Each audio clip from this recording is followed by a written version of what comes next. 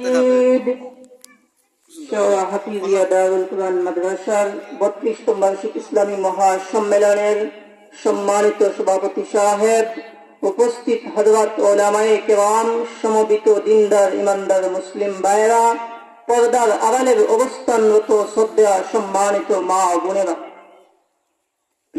আমি সর্বপ্রথম মহান মালিকের দরবারে শুকরিয়া আদায় করছি, যিনি আমাদেরকে দয়া করে, মায়া করে, মেহেরবানি করে বুজুর্গানদের সুহবতে এনে এসে বসে কোরআন ও হাদিসের আলোচনা করবার ও শুনবার তৌফিক দিয়েছেন। সেই মহান মালিকের দরবারে শুকরিয়া আদায় করেছি, আলহামদুলিল্লাহ। মুহতারাম হাজরিন, আমি আপনাদের খেদমতে পবিত্র কুরআনুল কারীমের ছোট্ট একটি সূরা তেলাওয়াত করেছি। খুবই ছোট সূরা। কুরআনুল কারীমের মধ্যে সবচেয়ে ছোট সূরা হচ্ছে সূরাতুল কাউসার। এরপরে যে ছোট সূরাটি হচ্ছে সূরাতুল আসর, যেটাকে আমরা ওয়াল আসর হিসেবে চিনি। খুবই ছোট, কিন্তু যদিও ছোট, তার ব্যাখ্যা বিশ্লেষণের দিক দিয়ে অনেক বড়। ইমাম শাফিঈ আলাইহির রাহমা তিনি বলেন, আল্লাহ পাক রব্বুল আলামিন যদি কুরআনুল কারীমে অন্য কোনো সূরা বা আয়াত নাযিল না করে শুধুমাত্র এই ছোট্ট সূরাটি নাযিল করতেন, গোটা মানব জাতির হেদায়েতের জন্য এই ছোট্ট সূরাটি যথেষ্ট। সূরাটি যদিও ছোট, যদিও তার মর্ম ছোট, কিন্তু কোরআনে অনেক জিনিসের নাম যদিও আয়াত বা শব্দের দিক থেকে নির্ধারিত, কিন্তু তার ব্যাখ্যা বিশ্লেষণের দিক থেকে অনেক অনেক অনেক বড়। লক্ষ্য করে দেখেন, ভারতবর্ষের কৃতি সন্তান, দারুল উলুম দেওবন্দ মাদ্রাসার অন্যতম তারকা ছাত্র হযরত মাওলানা মাহমুদ হাসান দেওবন্দি রহমাতুল্লাহি আলাইহির সরাসরি ছাত্র ইমামুল আসর হযরত মাওলানা মুহাম্মদ আনোয়ার শাহ কাশ্মীরি রহমাতুল্লাহি আলাইহি, যিনি 1933 ইংরেজি সনে ইন্তেকাল করেছেন। যদি 1933 ইংরেজি সনে ইন্তেকাল করে থাকেন, এখন 2024 সাল, প্রায় 92-93 বছর আগে দুনিয়া থেকে বিদায় হয়েছেন। উনি উনার জীবদ্দশায় বলেছেন যে আল্লাহ, যে কোরআনের যত তাফসীর হয়েছে, যত ব্যাখ্যা হয়েছে, তা প্রায় 2.5 লাখের উপরে হয়ে গেছে। যদি উনার জীবদ্দশায় তিনি বলে থাকেন যে আরো যে 92-93 বছর গেছে, তো আমার তো মনে হয় সব যদি মিলানো হয় কোরআন শরীফের তাফসীরের ব্যাখ্যা 3 লাখ অতিক্রম করে ফেলেছে। পৃথিবীতে এমন কোন আর একটি গ্রন্থ পাবেন না, 3 লাখ আর 2.5 লাখ তো দূরের কথা, 2.5টি গ্রন্থ ব্যাখ্যা আছে, এমন কোন গ্রন্থ পাওয়া যাবে না। একমাত্র আল্লাহর কোরআন, যেখানের মধ্যে আল্লাহ এলেমের খাজানা রেখে দিয়েছেন মহাসমুদ্রের মতো। এখান থেকে মানুষ এলেম নিতেই থাকবে, আর কোরআনের উপর গবেষণা করতেই থাকবে, আর স্বাদ নিতেই থাকবে, কিন্তু কখনো শেষ করা সম্ভব হবে না। মুহতারাম হাজরিন, এবারে আসেন, আমি যে আপনাদের খেদমতে যে সূরাটি তেলাওয়াত করেছি তার শাব্দিক অনুবাদটা আপনাদের সামনে তোলার চেষ্টা করছি। আল্লাহ পাক রব্বুল আলামিন বলেন, ওয়াল আসর, আসরের কসম, আসরের শপথ, ইন্নাল ইনসানা লাফি খুসর, নিশ্চয় সমস্ত মানুষ ক্ষতিগ্রস্ত, ইল্লাল্লাযীনা আমানু, তারা ব্যতীত যারা ঈমানদার, ওয়া আমিলুস সালিহাত, যারা নেককার। 3 নম্বর গুণ হচ্ছে ওয়া তাওয়াসাউ বিল হক, যারা একে অপরকে সত্যের উপদেশ দেয়।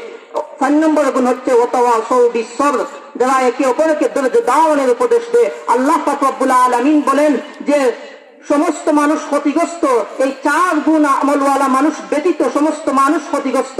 আর এই 4 গুণ আমল যার মধ্যে আছে, আল্লাহ পাক রব্বুল আলামিন কুরআনুল কারীমে অন্য আয়াতে বলেন যে তাদের ঠিকানা হবে জান্নাতুল ফিরদাউস। এবারে আসেন, এই সূরাটি কেন নাযিল হলো?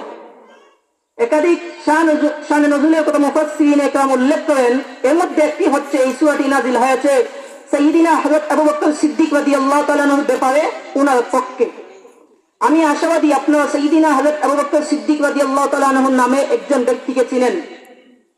তিনি আমার আপনার এই এলাকার আবু বকর সিদ্দিক না, ঢাকার আবু বকর সিদ্দিক না, বাংলাদেশের আবু বকর সিদ্দিক না। তিনি হলেন ওই আবু বকর সিদ্দিক যিনি ইসলাম গ্রহণের পূর্বে মুহাম্মদ রাসূলুল্লাহ সাল্লাল্লাহু আলাইহি ওয়াসাল্লামের সুখ দুঃখের সাথী ছিলেন। মুহাম্মদ রাসূলুল্লাহ সাল্লাল্লাহু আলাইহি ওয়াসাল্লামের কাছে সর্বপ্রথম কালেমা পড়ে মুসলমান হয়েছেন। মুহাম্মদ রাসূলুল্লাহ রাহমাতুল লিল আলামিনের কাছে, রাহমাতুল লিল আলামিনের হিজরতের সাথী হয়েছেন। মুহাম্মদ রাসূলুল্লাহ সাল্লাল্লাহু আলাইহি ওয়াসাল্লামের ইন্তেকালের পরে উনি সর্বপ্রথম খলিফাতুল মুসলিমিন হয়েছেন। উনার ইন্তেকালের পরে তিনি মুহাম্মদ রাসূলুল্লাহ সাল্লাল্লাহু আলাইহি ওয়াসাল্লামের রওজা শরীফের আজহারে সাথী হয়েছেন। মুহতারাম হাজরিন, বয়সের দিক থেকে নবী করিম সাল্লাল্লাহু আলাইহি ওয়াসাল্লাম এবং সাইয়্যিদিনা হযরত আবু বকর সিদ্দিক রাদিয়াল্লাহু তাআলা আনহু প্রায় কাছাকাছি ছিলেন। মুহাম্মদ রাসূলুল্লাহ সাল্লাল্লাহু আলাইহি ওয়াসাল্লাম বয়স যখন প্রায় 20 বছর, তখন সাইয়্যিদিনা হযরত আবু বকর সিদ্দিক রাদিয়াল্লাহু তাআলা আনহুর বয়সও 18 বছরের কাছাকাছি। বয়সের সাথে মানুষের এক আন্তরিকতা, মহব্বতের সম্পর্ক আছে। 70-80 বছরের কোন মুরব্বীর সাথে কোন যুবকের 22 বছর যুবকের বন্ধুত্ব হবে না। তো সাইয়্যিদিনা হযরত আবু বকর সিদ্দিক মুহাম্মদ রাসূলুল্লাহ সাল্লাল্লাহু আলাইহি ওয়াসাল্লাম বয়স যখন প্রায় 20 বছর, তখন সাইয়্যিদিনা হযরত আবু বকর সিদ্দিক রাদিয়াল্লাহু তাআলার বয়স 18 বছর। দুজন একসাথে সিরিয়ায় গেছেন সফরে, একই সাথে গিয়েছেন। মক্কা থেকে সিরিয়ার দূরত্ব হলো প্রায় 2000 কিলোমিটার। এতদূর গেলেন, যাওয়ার পর নবীজির চাল চলন, রীতি আচার আচরণ দেখে তিনি সবকিছু দেখে এক ঘনিষ্ঠ ভক্তে পরিণত হয়ে গেছেন। তো সাইয়্যিদিনা হযরত আবু বকর সিদ্দিক রাদিয়াল্লাহু তাআলা একবার নিজে একা গেলেন সিরিয়া ব্যবসার জন্য। তো ব্যবসারত অবস্থায় তিনি একটি স্বপ্ন দেখলেন যে আকাশের পূর্ণিমার চাঁদ যেন ওনার কুলে উদিত হয়েছে, আর এই চাঁদের আলোটা মক্কার প্রতিটি ঘরে ঘরে প্রবেশ করতে আছে। স্বপ্নটা দেখার পরে তিনি ব্যাখ্যা জানার জন্য অস্থির হয়ে পড়লেন। তিনি গেলেন এক ইহুদি পণ্ডিতের কাছে। যাওয়ার পরে তিনি স্বপ্নের বিবরণ দিলেন। ইহুদি পণ্ডিত বলে, তোমার স্বপ্নের কোনো ব্যাখ্যা নাই। তিনি গেলেন, মন বুঝলো না, তিনি গেলেন এক ইহুদি পণ্ডিতের কাছে। ইহুদি পণ্ডিত শুধু সাইয়্যিদিনা হযরত আবু বকর সিদ্দিক রাদিয়াল্লাহু তাআলা পা থেকে মাথা পর্যন্ত তাকায়, কিন্তু কোনো কথা বলে না। আপনি যদি যান কোন মুফতি সাহেবের কাছে মাসালা জানার জন্য, আর গিয়ে যদি বলেন, আর ওই মুফতি সাহেব যদি আপনার পা থেকে মাথা পর্যন্ত তাকায় আর কোনো কথা বলেন, আপনার মেজাজটা একটু গরম হবে। আপনি বলবেন, মুফতি সাহেব মাসালা জানতে বলেছি, জানলে বলুন, না জানলে না বলুন, দেখেন কি। তো তিনিও তো মাসালা ব্যাখ্যা জানার জন্য অপেক্ষায়। তিনি বললেন যে জানলে বলুন, না জানলে না বলুন, দেখেন কি। দেখেন কি বলে যখন ধাক্কা দিয়েছে, তখন পণ্ডিতের জবান খুলেছে। পণ্ডিত এবার বলে, হ্যাঁ যুবক, তোমার নাম কি? যুবক বলে, আমার নাম আবু বকর। তোমার আব্বার নাম কি? আবু কুহাফা। তোমার বাড়ি কোথায়? মক্কা। সিরিয়ায় কেন এসেছো? ব্যবসার জন্য। তোমার বংশের নাম কি? কুরাইশ বংশ। হ্যাঁ যুবক, শুনে রাখো, তোমার নাম যদি আবু বকর হয়, তোমার আব্বার নাম যদি আবু কুহাফা হয়, তোমার বাড়ি যদি মক্কায় হয়, আর যদি তোমার বংশটা কুরাইশ হয়ে থাকে, সিরিয়ায় যদি ব্যবসার জন্য এসে থাকো, ও যুবক শুনে নাও, শুনে নাও, অল্প কিছুদিনের ভিতরে তোমার মক্কা নগরীতে আখিরি জামানার নবীর আবির্ভাব হবে। আর তোমার স্বপ্ন বলে দিতে আছে, ওই নবী যখন কালেমার দাওয়াত দিবে, তুমি আবু বকর সর্বপ্রথম কালেমা পড়ে মুসলমান হয়ে যাবে। স্বপ্নটা যেমন সুন্দর, ভেক্তাটা এমন সুন্দর। তিনি এবার ভেক্তা শুনে মনের মধ্যে রাখলেন যে হ্যাঁ এমন কিছু হতে পারে, তুমি সর্বপ্রথম কালেমা পড়ে মুসলমান হয়ে যাবে। তিনি ভাবলেন হ্যাঁ এমন কিছু হতে পারে। এবার তিনি নিজের মধ্যে গোপন রাখলেন, কারো কাছে প্রকাশ করলেন না, না সিরিয়ায়, না মক্কায়, না রাস্তায় কারো কাছে প্রকাশ করলেন। তিনি এবার নিজের মধ্যে গোপন রাখলেন। তবে মনে মনে একটা জরিপ চালাইছেন, অপেক্ষা তো করতে আছেন, মনে মনে একটা জরিপ চালাইছেন, মক্কায় নবী হবে এমন লোকটি কে হতে পারে। তিনি এবার একজন একজন করে খুঁজে বের করলেন যে মক্কাতে যদি কেউ নবী হতে হয় এই মুহূর্তে, তাহলে এই লোকটি হবে মুহাম্মদ নামের এই লোক। এই লোক যদি নবী হতে হয়, এই ছাড়া আর কোন লোক নবী হতে পারবে না। তো সাইয়্যিদিনা হযরত আবু বকর সিদ্দিক রাদিয়াল্লাহু তাআলা অপেক্ষা করতে আছেন। দিন যায়, সপ্তাহ যায়, মাস যায়, বছর যায়, নবুয়তের কোনো ঘোষণা আসে না। অপেক্ষা করতে করতে অপেক্ষার সময় বড় কষ্টের হয়, অপেক্ষার সময় যাইতে চায় না।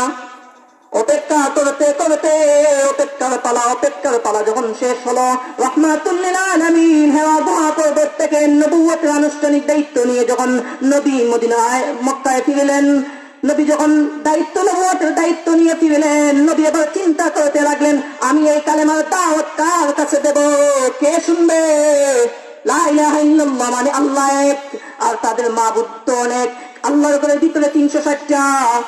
শুধু তা না, নদী পথে যদি কোথাও আরোহণ করে, নদীতে যদি কোথাও যায় নৌকায় করে, সাথে নিয়ে যায় ছোট ছোট মূর্তি। রাস্তায় কোথাও গেলে সাথে নিয়ে যায় ছোট ছোট মূর্তি, বিপদ থেকে বাঁচার জন্য।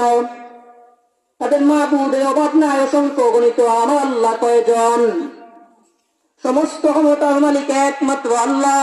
আন্নাল কুওয়াতা লিল্লাহি জামিআ, সমস্ত ক্ষমতার মালিক একমাত্র আল্লাহ।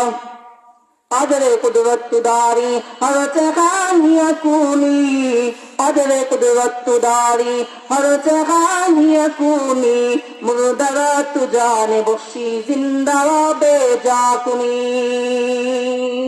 আমার আল্লাহ চাইলে মুর্দারে জিন্দা, জিন্দারে মুর্দা বানাতে পারেন না, পারেন না। এ মুসলমান, ইন্নামা আমরুহু ইযা আরাদা শাইআ আন ইয়াকুলা লাহু কুন ফায়াকুন। আমার আল্লাহ যদি বলেন হয়ে যাও তো সাথে সাথে হয়ে যায়। আমার আল্লাহ যদি বলেন হয়ে যাও তো সাথে সাথে হয়ে যায়। তাদের মাবুদের অভাব নাই, অসংখ্য গণিত ৩৩ কোটি মাবুদ। এরপরেও কি তাদের কোনো ক্ষমতা আছে? না না না, কোনো ক্ষমতা নাই। আমার আল্লাহ একজন হলেও ক্ষমতা আছে। সাইয়্যিদিনা হযরত নবী করিম সাল্লাল্লাহু আলাইহি ওয়াসাল্লাম চিন্তা করতে লাগলেন, কার কাছে কালেমার দাওয়াত দিব, কে শুনবে? মাবুদের অভাব নাই যেই দলে, মানুষ তো সবই সেই দলে, কে শুনবে? চিন্তা করতে লাগলেন। রাহমাতুল লিল আলামিনের নবুয়তের ঘোষণা শুনে আবু বকর সিদ্দিক রাদিয়াল্লাহু তাআলা আনহু নবীর দরবারে হাজির। গিয়ে নবী করিম সাল্লাল্লাহু আলাইহি ওয়াসাল্লাম ডাক দিয়ে বলেন, আবু বকর, একটি বিশেষ কথা বলতে চাই। কি বিশেষ কথা বলতে চান বলুন? তিনিও তো একটি বিশেষ কথা শোনার জন্য অপেক্ষায় আছেন। রাহমাতুল লিল আলামিন ডাক দিয়ে বলেন, আবু বকর, এতদিন পর্যন্ত আমার পরিচয় ছিল মুহাম্মদ ইবনে আব্দুল্লাহ, আমি আব্দুল্লাহ পুত্র মুহাম্মদ। কিন্তু না না, এখন থেকে আমার পরিচয় হলো মুহাম্মদ রাসূলুল্লাহ। আমি মুহাম্মদ আল্লাহ পাকের প্রেরিত রাসূল। সাইয়্যিদিনা আবু বকর সিদ্দিক বলেন, আপনি যে নবী, দলিল কি, প্রমাণ কি? নবী করিম সাল্লাল্লাহু আলাইহি ওয়াসাল্লাম সাথে সাথে জবাব দিয়ে বলেন, রুয়াকাল্লাতী রাআইতা ফিশ শাম,